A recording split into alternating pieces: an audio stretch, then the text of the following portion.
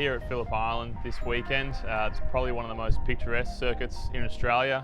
It's right at the bottom of Victoria. A lot of penguins down here, a lot of cool stuff for people to see, and obviously one of the best racetracks in Australia.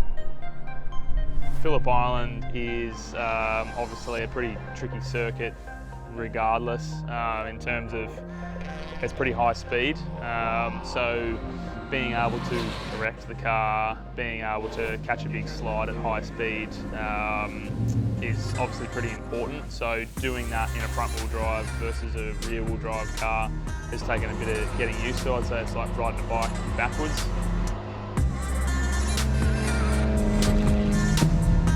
Midway through session one, we didn't really want to do too many changes. We just wanted to try and get in and either bleed pressures or make a wing change, which we managed to do, which was good. So we were able to see the difference of that in practice one.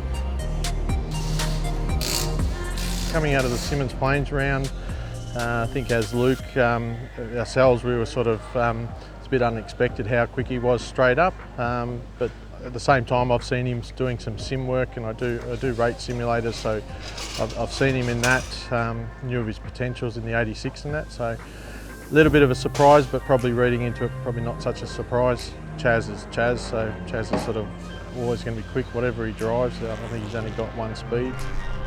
Yeah, it's funny because we've been more like adventurous this time around, but we probably should have gone the way that we were actually thinking initially, with a bit of wing and maybe up a bit in the rear.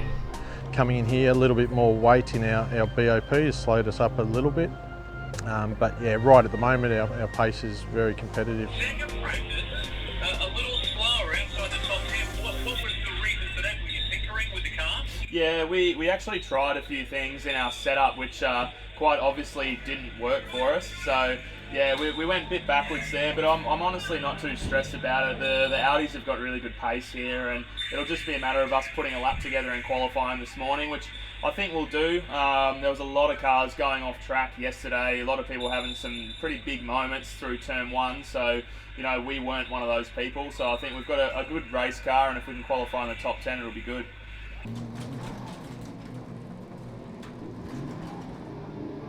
Obviously, each race weekend is always pretty hectic. This time around, the challenge has been some sponsorship, but in a good way. I mean, the headlights are a really good spot. Front bumper that we've got on there is really good. Like what people don't really realise is it's not just a sticker on the car, and we don't just go racing on the weekend and then get to have a holiday when we finish. For us, it's, we live and breathe the sponsorship side of it, and that's why I've got books like this. The angles that he takes with trying to get the sponsors on board and working with them is really what I've noticed. He's really keen to work with the sponsors. He's worked with us heavily and consistently, and that's the reason we're on board and we continue to sponsor, is because we see value in what's happening, and it's just been really good to be a part of it. We left Sydney on Wednesday morning. The night before, we were at ASV head office doing a negotiation and meeting the gentleman behind the scenes there, and then all day Wednesday in the car. Basically, it was driving down to Phillip Island and negotiating the deal. So we've managed to do that, and yesterday we printed off the stickers at Melbourne Performance Centre.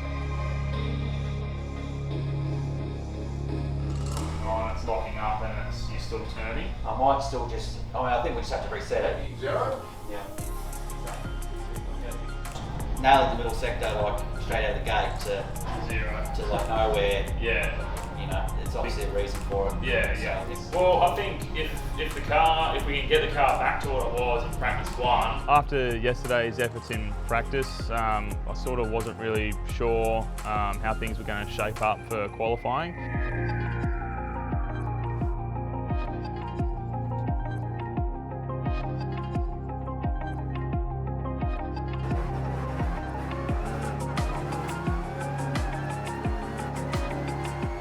Tie entry, climbing the top of Lukey Hines in car number 2 for Melbourne Performance Centre, who joined us full time, was happy with his first run in Tasmania this year. They did a great little recap of the Tasmanian event. It's on social media. and a guy that takes this very, very seriously. He's taken a long-time supporter, Fast Track Communications, on for the ride into Supercheap Auto TCR competition this year. And he's muscling this Audi around the final turn here with just over 5.5 minutes remaining of Astron Tech qualifying. This opportunity with TCR has been really exciting, really nerve-wracking. But look, it's really good to be a part of his career and see him get up into the top levels of racing now, and we hope that the rest of the year is just as fruitful for him. Luke King with just one left-hand turn remaining. He's third, 40.5 to the second sector. He's similar in time, so could put this car up onto the front row.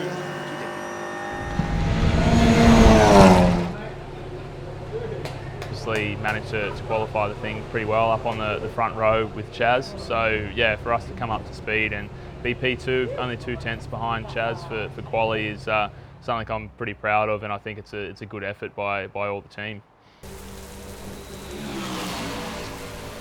The Michelins, they just grip so good. Like it's like a slick. Yeah, so are we buying a brand new tyre set? What would your opinion be on the ones that have done that roading at Bathurst in 29? Let's worry about the age. Yeah, that was our big.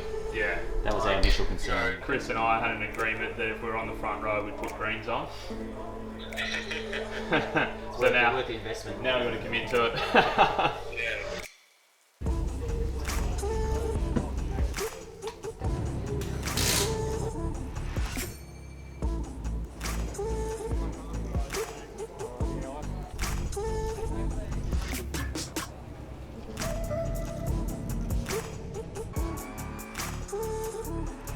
And I can't get first gear. I've got some red flashing lights on my dash. Might need to power cycle, mate. Flicked it all off, flicked it all back on, started it, and then it was good. And then we rolled down to the grid, just made it in time, and then I stalled it. So not the ideal start.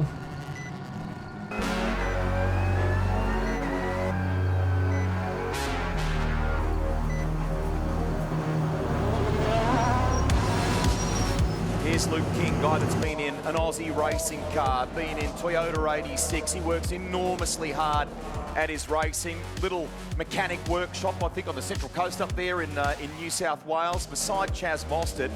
I didn't want to hold the handbrake because I was too afraid to spin the wheels, so I just sort of sat there because I wasn't rolling anywhere, and then just tried to feel it and get it off the line, but just inexperienced.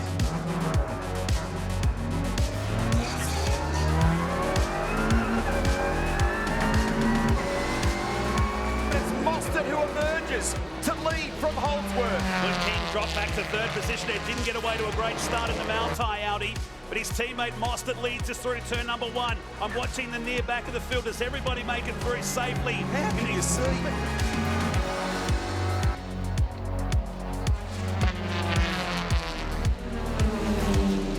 Stoner Corner, turn 3, and Hayshed were the worst. Everything else was pretty tame. So yeah, it was actually, to be honest, the car was more stable in the wet than what it is in the dry. Now King right on Holdsworth here, heading down the Gardner Straight. I knew probably halfway through, I knew at Lukey Heights coming around the top there that he wasn't able to carry as much speed and get off the corner. And to be honest, he made it pretty easy on me. He didn't really block too hard, but he definitely put it across. But I was already sort of committed to it. She pulled up easy, bang bang, a couple of gears.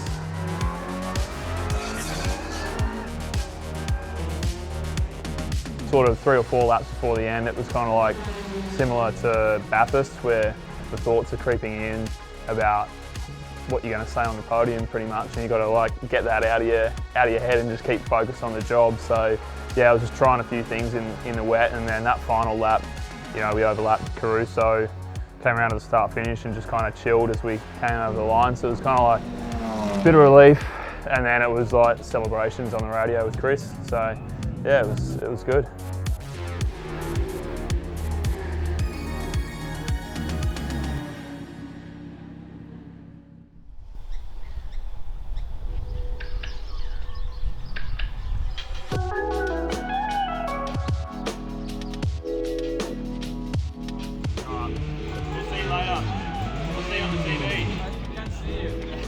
we happened to make Luke and this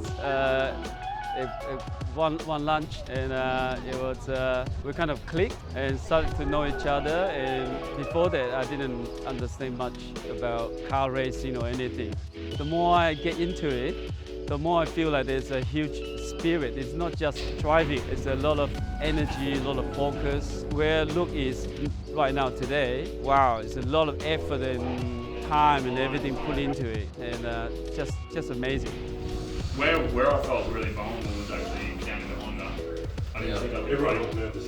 Yeah, Easy flat going on there. Yeah, I reckon like if it had a bit more tail out, she'd have been pretty unstable. Yeah, but okay. For what it is it's now. manageable at the Yeah, moment. okay. So.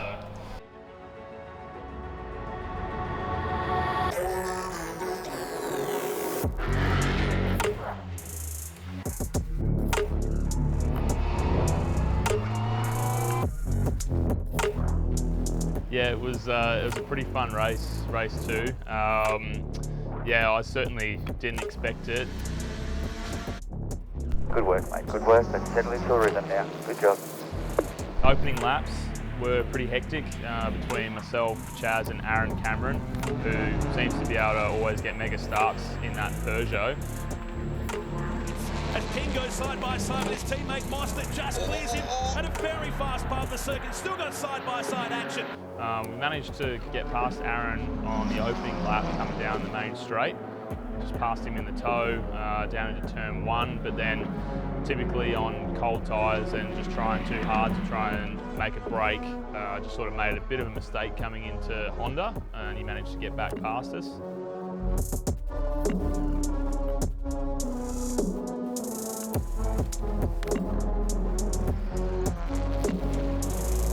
Yeah, went side by side with Chaz multiple times in those opening laps, which hopefully the boys at MPC weren't getting too nervous about it. I definitely had to work hard to keep him behind me, and I just placed the car well, put it in the right spots. I think he slowly figured out where he was a bit stronger and where there might be an opportunity, and managed to execute it pretty well. Here's the replay. This is what we're talking about on the Total replay. Mostert just started this move on the outside.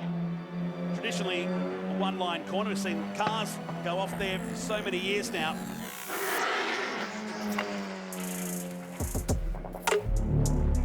It's a fascinating experience.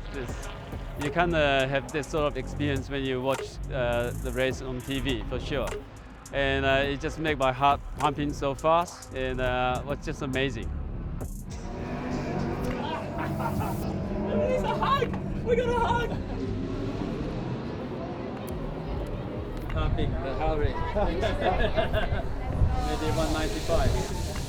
Yeah, great racing, and that's what TCR is all about, and I'm just stoked to say that we've put the Audis up for a 1-2.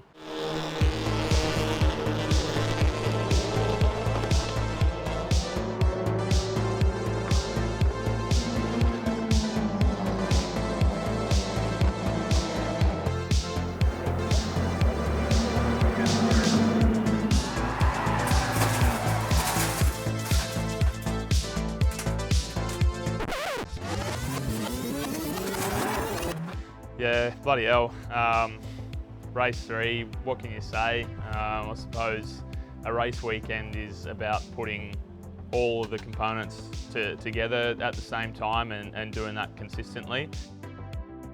Leading into turn 1, everything was looking good. Chris and I did have a conversation, or a fair few conversations prior, that we wanted to bolt the green tyre on to the rear of the car to give us a bit more grip throughout the whole race. So you just put those on the rear, Yeah. and new ones on the front.